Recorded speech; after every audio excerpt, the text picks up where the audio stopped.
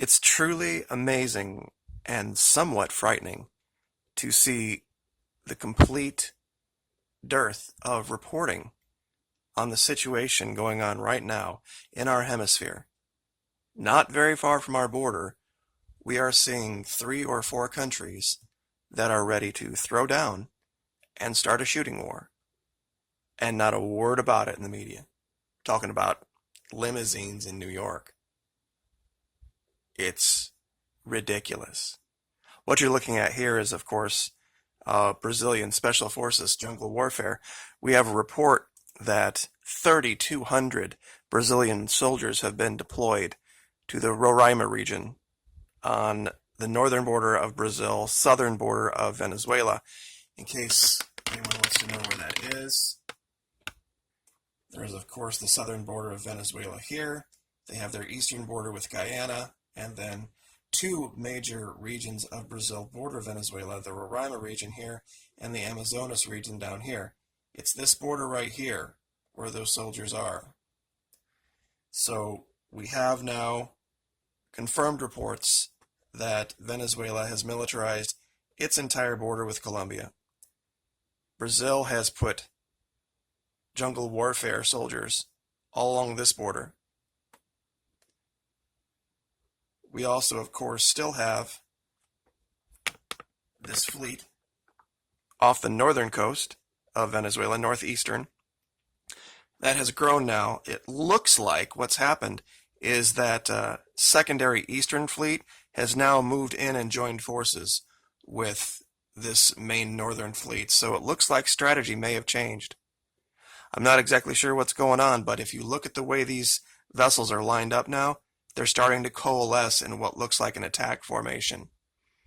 These clearly aren't fishing boats, because once again, we'll go through, and I do have the pay version of, this is Fleetmon. It's www.fleetmon.com.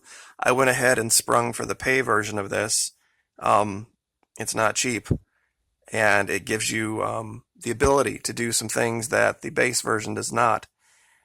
We're going to go ahead and take out the tankers, take out all the cargo vessels, take out all the passenger vessels.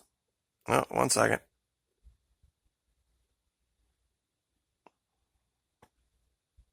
Take out the high-speed vessels. They're doing everything they can to hide this fleet.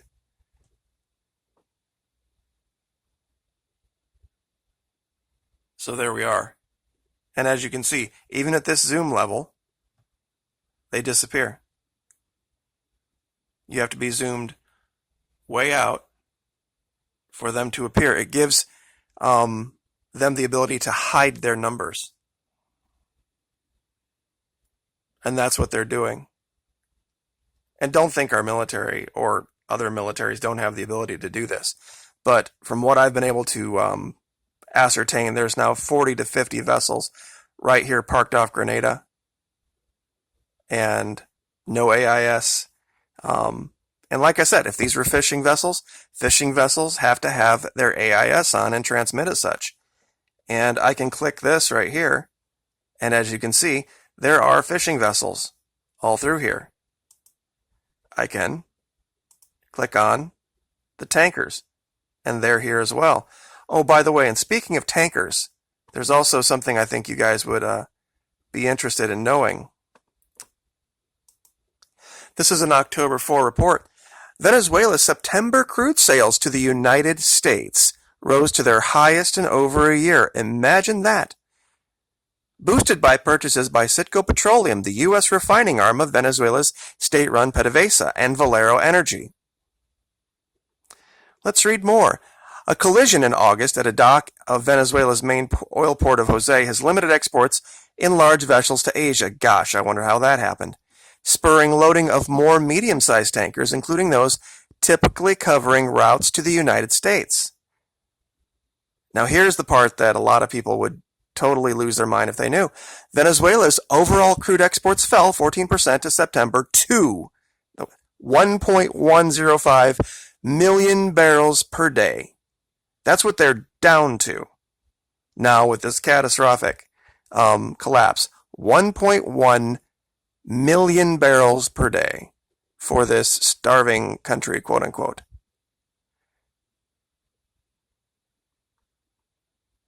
The United States imported 601,505 barrels per day of Venezuelan crude last month, meaning that 60% of their output is still coming to the United States.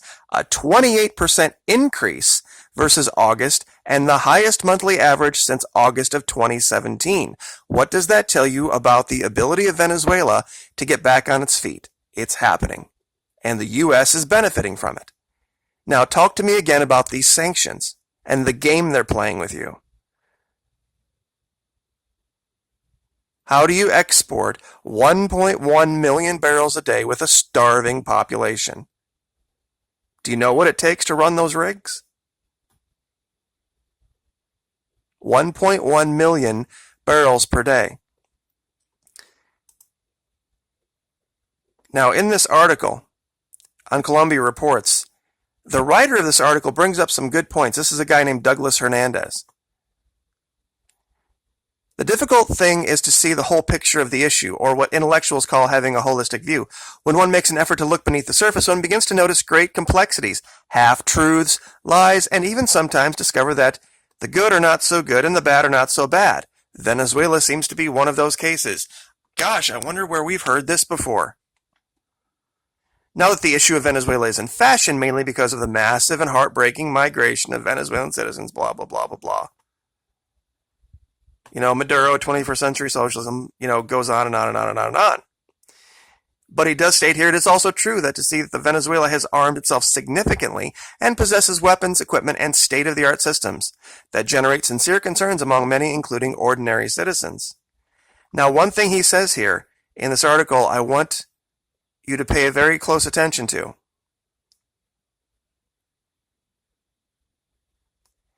Venezuela is not a dictatorship. He was elected. But all of those who protest this say that Mr. Maduro has created a situation where opponents or opposing views do not have the platform that he does. In fact, here it says it.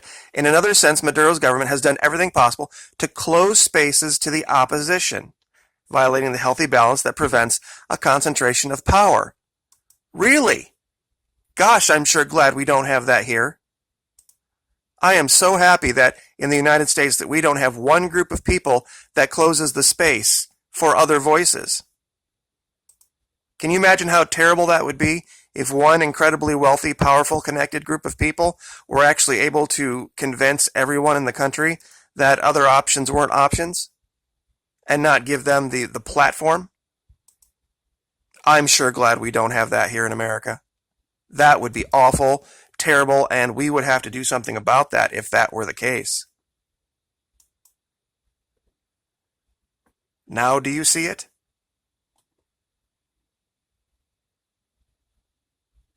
Venezuela has militarized its border. Brazil has militarized its border. We have a fleet in the Caribbean Sea, and people are talking about limo crashes as if it means anything.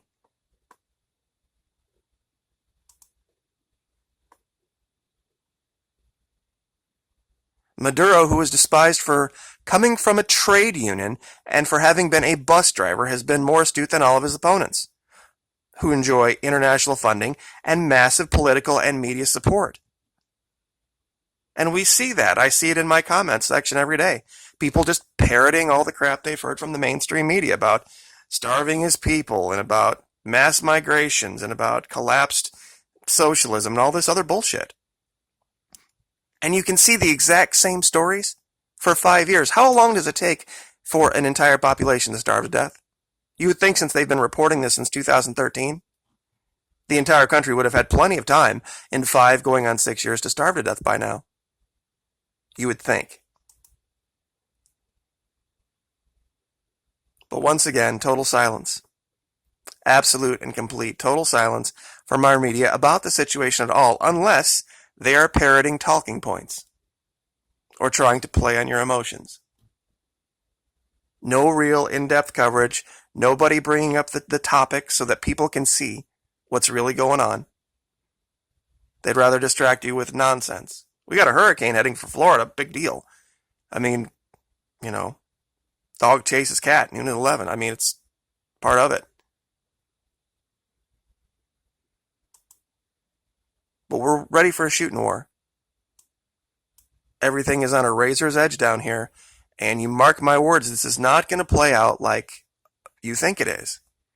Because when it goes down, whether it's this week, whether it's next week, whether it's next month, once the shooting starts, you can count on absolutely zero support from Mexico all the way through Latin America. Only about half of Colombia might stand with the U.S., and the rest of this entire continent will stand with the people of that continent saying, we'll fix Venezuela, but you get the imperialist Yankee boots out of here. And I'm just quoting what they're going to say. And the longer it drags on, the worse it's going to be for us. Because it's not going to be about saving starving people anymore. Because once people get in there and they start seeing what's going on, you mark my words, there won't be reports from down there like there have been with other places. They are not going to allow cameras down there. And they're going to suppress every social media site out of that region so that nobody sees what happens. Just like they did in Panama. Just like they did with the invasion in Panama. There wasn't social media at the time. But nobody got pictures out of there. Nobody got anything out of there until it was all swept under the rug. But we'll leave it there. Just pray for everyone involved. And if your neighbors or friends have folks in the military that are deployed, pray for them because they're under orders. There's nothing they can do. It sucks. I do not envy any of them right now. Like, share, subscribe.